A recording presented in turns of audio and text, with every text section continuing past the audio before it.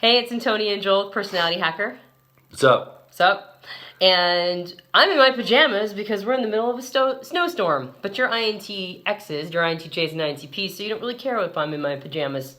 Or somebody that loves an INTx in your life, an INTJ or INTP. And you probably do care what the backstory of this video is. But the rest of you don't. You just want to get to the point. So this is a video in our series about INTJs and INTPs that we're calling INTx Insights. And on the last video, we talked a little bit about the difference between I talked a little bit about the difference between how INTPs and INTJs process their emotions. And we wanted to continue addressing some of the distinctions between these two types by talking about how they process their thinking function. Yeah. So just like there's two styles of feeling, there's extroverted feeling and introverted feeling, and that alters the relationship that INTPs and INTJs have with emotions. There's also different ways of expressing a thinking evaluative criteria, or what it means is judging based on your thinking function. There is an extroverted thinking process that INTJs use, and then there's an introverted thinking process that INTPs use. And one of the most important distinctions between them and how they show up or how they manifest the differences between the two is that an extroverted thinking process, which we at PH call effectiveness, an extroverted thinking process will see almost all information as actionable. Meaning that if you give an INTJ who's using this process or function a piece of information, they will immediately interpret it, or is very likely to interpret it as something that needs to be like you need to take action on it. Mm-hmm. Information isn't just information necessarily. Information is intended to have an impact or move the needle or have real world application and consequences.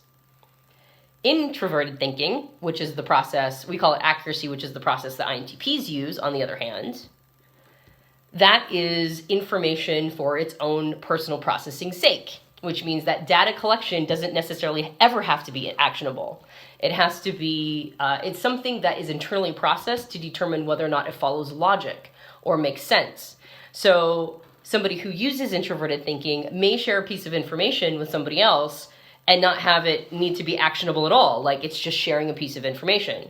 Whereas somebody who uses extroverted thinking, like an INTJ, if that person, say, gets a piece of information shared with them, may feel like that person is now trying to instruct them on something to do, or to make a specific action, or to take steps, or have a behavior change. So one of the things that shows up, like, you could almost categorize these two as well, that effectiveness extroverted thinking process that INTJs use, as more about, it appears to be more objective information. So information that could be acted upon in the outer world, it feels more objective, it seems more objective, whereas the information that INTPs would be pulling in seems more subjective. The accuracy process has a tendency to, if it makes sense to the individual, it doesn't necessarily have to play out in the outer world. And so sometimes conflicts can arise between these two elements.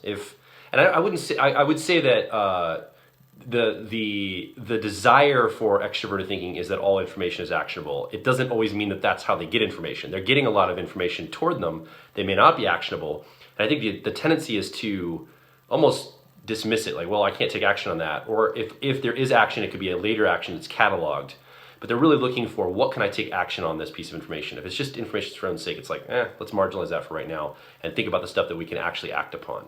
And then I think for accuracy or introverted thinking, it is loving more information than less. The more it can just collect for its own sake. It's actually because that subjective nature of making decisions, what makes sense, the more information is in there, it's more the fidelity of the decision can be higher, and they can pivot faster because they have so much more to go off of, if that makes sense. Mm-hmm. So how would this play out in a real world scenario?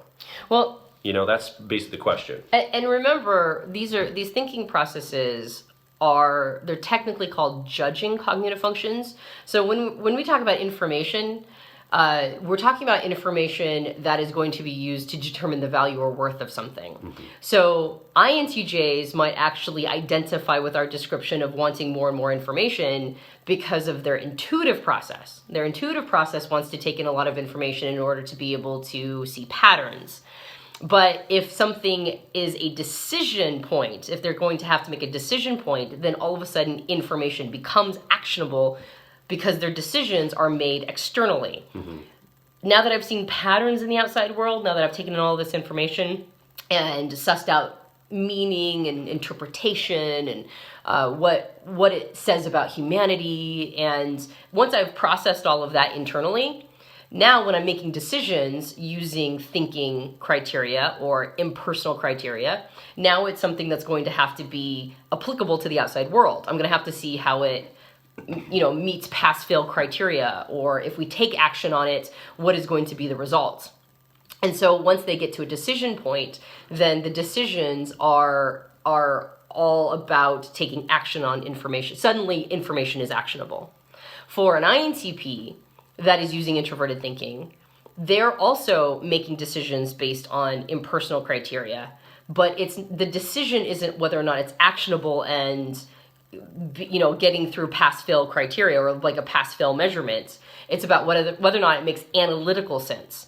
So all the information that INTPs take in is immediately being vetted. Like, it's instantaneously being vetted for its usefulness. It's not, for an INTJ, it's being taken in, patterns are being sussed or discovered, interpretation and meaning is happening, and then it gets vetted for its usefulness in the outside world. Whereas with an INTP, it is immediately being vetted for usefulness in whether or not it's helping them make sense of the information that's already in there. Like, is this logical? Does it pass analytical criteria? Mm-hmm. And if a piece of information doesn't fit in the puzzle of the mind, like if it's bad data, if it's bad information, then it gets cut. So an INTJ might take in, quote unquote, what an INTP thinks of as bad data, because that bad data might help fill in a pattern that they're trying to discover about humanity. Like, yes, I will understand more about how other people's bad thinking fits the pattern of how they're thinking in general. I'll go ahead and play with that, like that bad information a little bit in order to understand what its meaning is for other people, but I certainly would never take that bad data and start to apply it to the outside world. And if I do, then the outside world is going to let me know whether or not, it's basically the outside world is going to help me vet that bad data by saying, no, when it plays out in the outside world, it's not working. Whereas an INTP is immediately vetting good and bad data. That's how its evaluative criteria works. It's taking in information, it's trying to see if it fits their analytical, like what already makes sense to them. Almost like all information is code, programming code, and it's the introverted thinking or accuracy's job of cutting bad code and keeping the good code and trying to figure out how it relates to the rest of the code in the program of the mind. So there's a very different relationship that INTPs and INTJs have with their thinking process. And of course, INTPs also use an intuitive process, but their intuitive process isn't looking for patterns internally, it's looking for patterns externally. So it's more of an experimental process. Information in the outside world gets played around with, right, just to kind of see what will happen. But then the lessons that are called from that data, right, or the data that's called from those lessons, rather, then goes, does that make, like I just saw some crazy shit happen in the outside world, but does that make sense? Does it make sense that it played out that way? And how does it make sense? And what's the information inside of me that I already have that wasn't anticipating that or expecting it? And how do I now reconcile that information internally to fit with all the rest of the code? Yeah. So it's a completely different relationship that INTPs and INTJs have with information gathering. One of the ways this manifests is in energy management. So as an INTJ, you'll probably identify with wanting to conserve energy as much as possible. Now, obviously, you can do things that are energetic. You can get out there and do stuff in the world that wastes energy to some degree. But because information, the ideal, even though not all information is actionable, the ideal is that we can use this information to act upon it in some way. So even in your information gathering, You're sorting it by saying, what can I act on the outer world? And so information, if it's actionable, burns energy. When you act upon something, that burns energy. And so energy management becomes important. For an INTP, someone that is just gathering data for its own sake, it doesn't feel as much of an energy hog to just be absorbing data and running through that code like Antonia talked about. So INTPs, in practicality, can look more wasteful with their energy than INTJs because of their relationship with information. Their direct relationship with information and how they're absorbing it, making decisions about it, categorizing it, and then implementing in the outer world. The INTP, someone that's using accuracy or introverted thinking, has a little bit more space to burn more energy because that's what they're used to doing with information. They're used to burning more energy with information.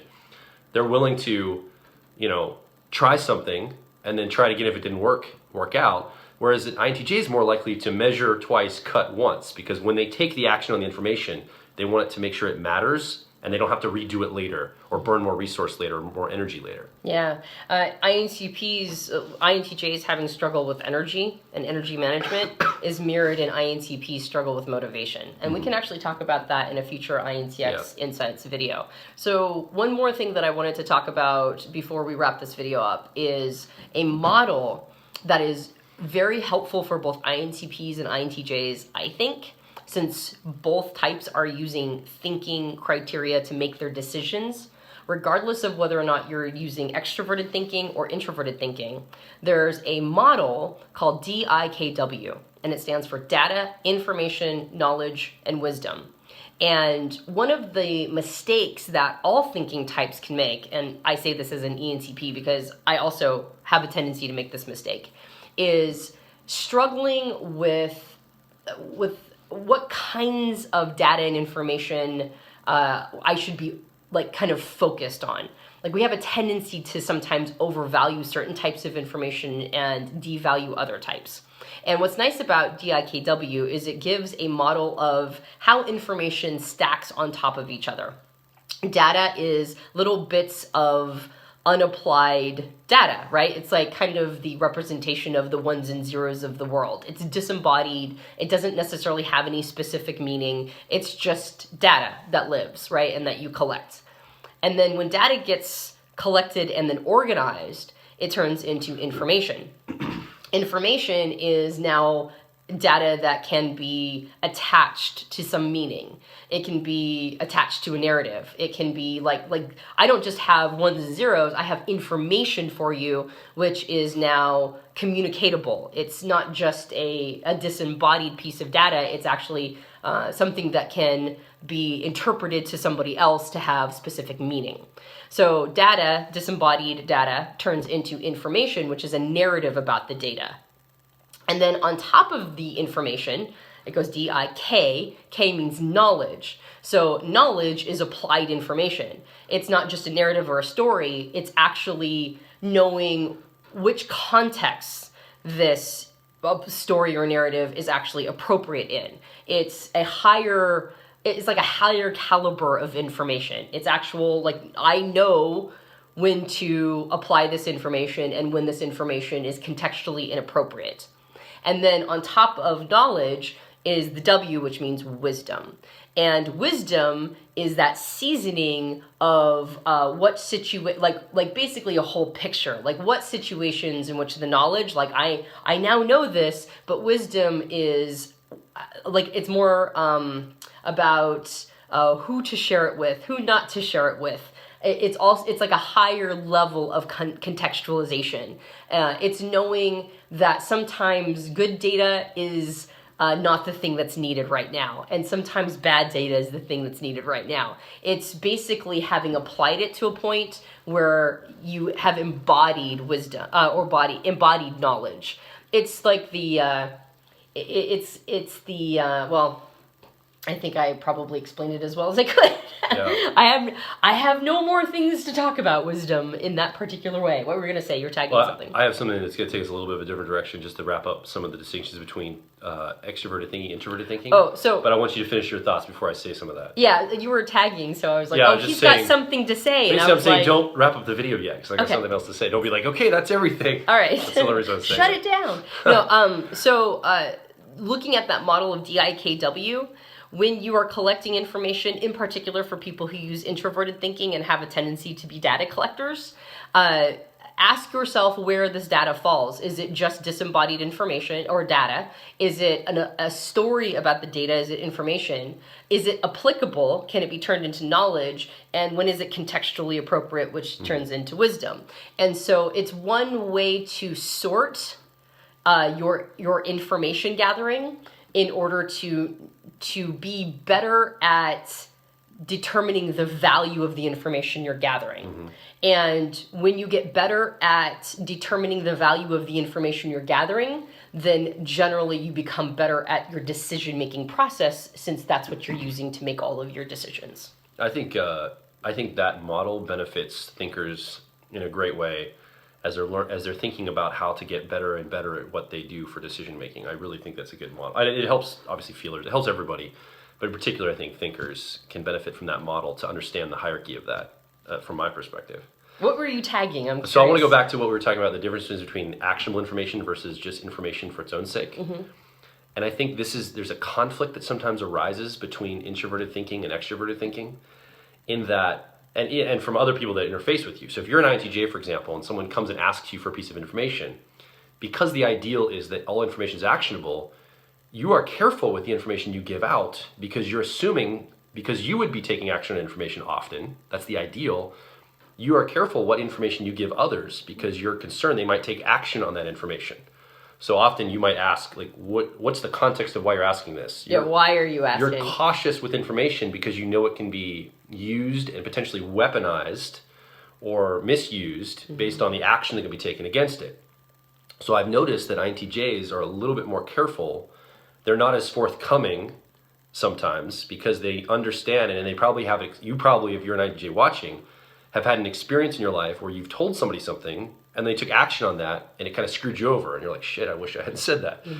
Whereas, and the conflict can arise because INTPs are almost too forthcoming with their information sometimes, and this can get them in trouble because they forget, for other people, information is actionable.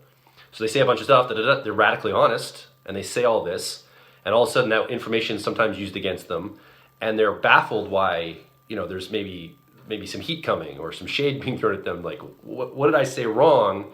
I'm just giving information. And so even just with INTJs and INTPs, there can be conflict between the two types, where, you're not an INTP, but I can see INTPs going, okay, tell me this piece of information. And an INTJ saying, well, what do you want this for? And withholding information. And to an INTP, that's maddening, because information is how you get better at what you do in life. You get better at your decisions the more information you have. And if you're suspecting, not just INTJs, but anybody that's withholding information from you, it's maddening. So you're frustrated because you can't get the data that you need. So you can see some conflicts arising from the same little model of actionable information versus information for its own sake. And this can show up in a variety of different ways. That's just one basic example or principle. You could probably find examples in your own life if you're an INTP or INTJ. You're INTP, you're maddened, why won't people be more forthcoming and transparent with their information? And INTJs, it's like, I don't know, I don't trust people with information because they misuse it as far as I'm concerned.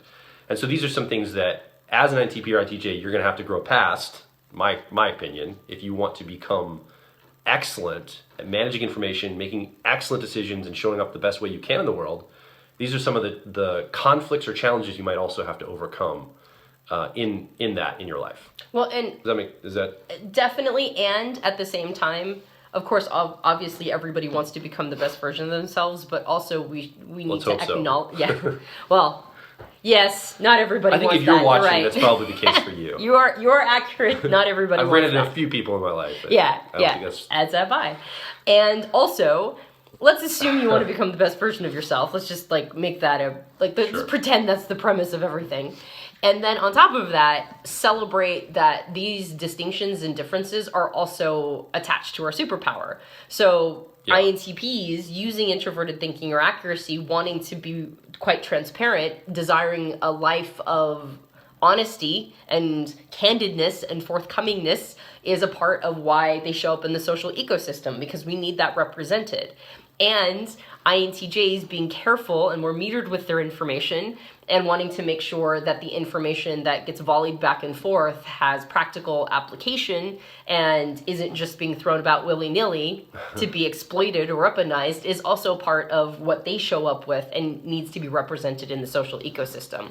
So again, some of the same behaviors, now of course, INTPs, as forthcoming as they are also introverts. So there is much that they withhold, not because they wouldn't want to live in a world of candidness, but because as introverts, if they share and get social backlash for it, that's quite painful to them. They've had some punishing experiences, I'm sure. Yeah, exactly. So an INTP and an INTJ might both appear to be people who withhold their opinions or hold back, but it's for completely different reasons. INTJs, it's because they believe that the context actually changes the information. How it's going to be applied actually alters the information that they would be sharing. With an INTP, information is far less contextual usually, but people can also weaponize it against them, right? And so therefore they're going to withhold a little bit of information only so that they don't get that social backlash. So the same behavior manifests for two totally different reasons. And that's one of the nice things about understanding the cognitive function differences between the two types, is that you can get better at self-diagnosing which of the two types you actually are, because behaviorally you may be showing up quite similar. Yeah. And regardless of whether or not you're an INTP or an INTJ, getting better at your decision-making process, getting better at understanding the difference between sheer data and the wisdom to understand what to do with that data. DIKW indicates a hierarchy of the value of information and data and knowledge and wisdom. And so getting better and better at, regardless of whether or not you're an INTP or an INTJ, getting to a point of actually having wisdom around the content that you're consuming and also that you're sharing is how you move the needle and become that better version. Yeah. All right, so that is our video for this episode of INTx Insights. We mentioned it in the last video, but just as a note, INTx Unleashed is currently right now available in our catalog. So if that's interesting to you, go check it out. And we'll see you on... I'm Antonia. Oh, clearly Joel has something else to say. I was just going to say, make sure you subscribe to this channel and also leave your feedback below. We want to calibrate to this and want to hear your story as an INTJ or INTP. Is this something you're noticing as well in your own life? We'd love to hear it down below the video. True dat. All right, I'm That's Antonia. all I want to say. And I'm Joel. And that's Joel. And we'll see you on the next INTx Insights. Peace out. Hey, it's Antonia and Joel from Personality Hacker. Sorry, I was talking there. Sorry. Hey, what's up? Sorry. Hey, it's Antonia and Joel with Personality Hacker. We're going to say, hey, what's up? Because that's what you said last time and we talked over each other. Okay. What's up? Stop.